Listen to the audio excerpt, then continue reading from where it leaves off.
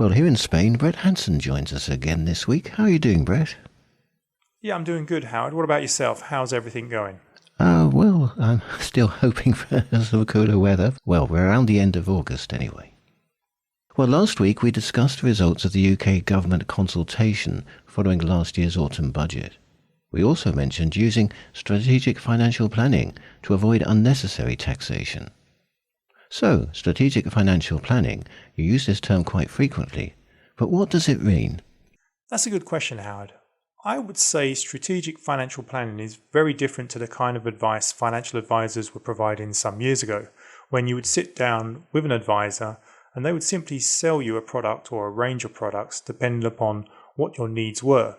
For example, they may have recommended a critical illness policy in case you became ill and were no longer able to work, or a life assurance policy in case you pass away leaving a young family. Strategic financial planning is different to this because it's a process where we first have to really understand what it is that the client wants to achieve over the longer term. We then have to look at all their assets and see how best they should be structured to achieve their objectives and what steps need to be taken in what order to get the client to the position of being able to achieve these objectives.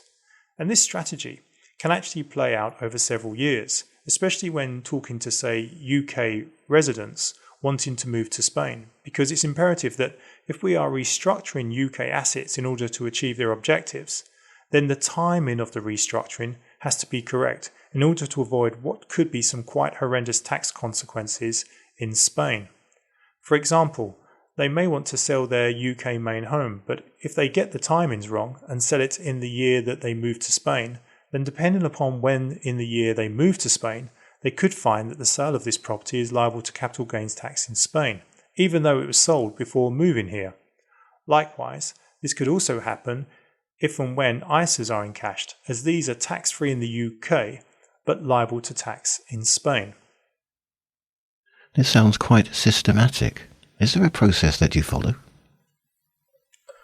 Well, strategic financial planning should consider your current specific situation, i.e. where you are now with regards to what assets you hold, your current income, and look at where you want to be in the future. It will analyse your objectives or goals, both lifestyle and financially, and then plot a route to get you from where you are now to where you want to be. For example, you may right now be listening to this broadcast on holiday here in Spain or from your home in the UK, but are seriously considering moving to Spain in the next 6 months to 3 years. Strategic financial planning will analyse your situation and take you through the steps you need to take with regards to your finances, visas, etc., in order for you to be able to move to Spain. It will assist you in making the best financial decisions based on your needs and objectives, and best allocate your financial resources in order to plan for the future, so that you can maximise your enjoyment whilst living in, say, Spain. It should also look at the threats to you achieving your objectives and how to overcome them. I find, Howard, that for most clients, protecting their wealth is certainly a key consideration, especially for our retired expatriate clients. Many of them have worked very hard throughout their lives to get themselves in the position they're in, and they want to be able to enjoy what they have in their retirement, and not to lose it to tax, either when making the move to Spain or whilst living here. But protecting one's wealth goes much further than making sure we minimise tax. It's also about making sure it doesn't erode due to inflation and mismanagement. And it's also making sure that you're able to leave your assets to your loved ones with the minimum of complications and taxes. How does Blevins Franks help clients protect their wealth from these threats? Well, Howard, when it comes to inflation, nearly all of our clients are retired, and we totally understand that they do not want or can afford to lose their money, as they're not in a position to be able to go back to work. Of course, no risk often means no or very low returns, and this is a risk in itself, especially with the rising cost of living and taxes eroding the spending power of our money. And so I think most of us recognise or accept that for some of our assets, exposure to market movements does give us a better chance of outperforming inflation and producing what we would refer to as real returns over the medium to longer term. We therefore as a company stick to investments which have been around for a long time, and we understand exactly how they work We avoid investments that we do not understand or which sound too good to be true. And so when it comes to inflation, we tend to combat this by investing in a broad range of what I would refer as traditional investments, such as cash for emergency needs, bonds, and equities. The composition of these assets would depend upon a client's specific attitude to risk. And we would diversify further by not only holding a good spread of investments in terms of asset classes, but also by geographical regions and market sectors, so that we're not overly exposing our clients' wealth to any single country or sector. We would also stick to fund houses or investment companies who have been successfully doing this for many, many years. And then when it comes to tax, Howard, there are a number of legitimate solutions available to assist in minimizing our clients' tax liabilities in Spain. But which solution or solutions a particular client should use and how they will interact with each other really does depend upon our client's objectives. But there are ways to minimize Spanish income tax, capital gains, and wealth taxes in the same way there are ways to legitimately reduce Spanish succession and UK inheritance tax.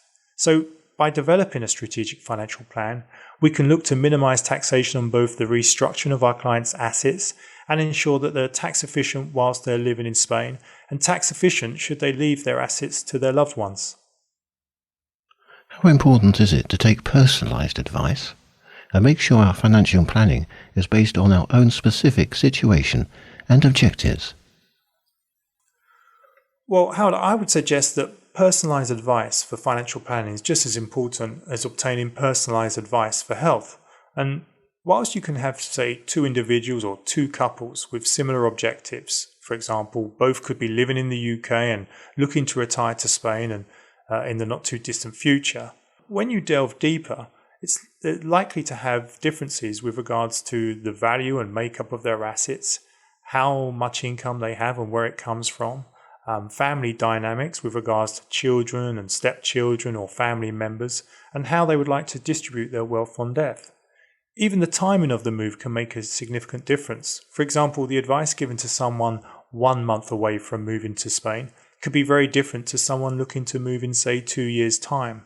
And so it's always important to get personalised advice by speaking to a qualified regulated advisor who specialises in being able to provide advice to meet your objectives and have the skills and resources to be able to provide best advice, whether you're living in the UK or Spain. So, Howard, for any listeners who would benefit from strategic financial planning, then I suggest they visit our website and they can arrange a meeting with a local Blevins advisor. And the website is blevinsfranks.com. That's right, Howard. Many thanks, Brett. We'll talk again shortly. Thanks. Until next time. Bye now.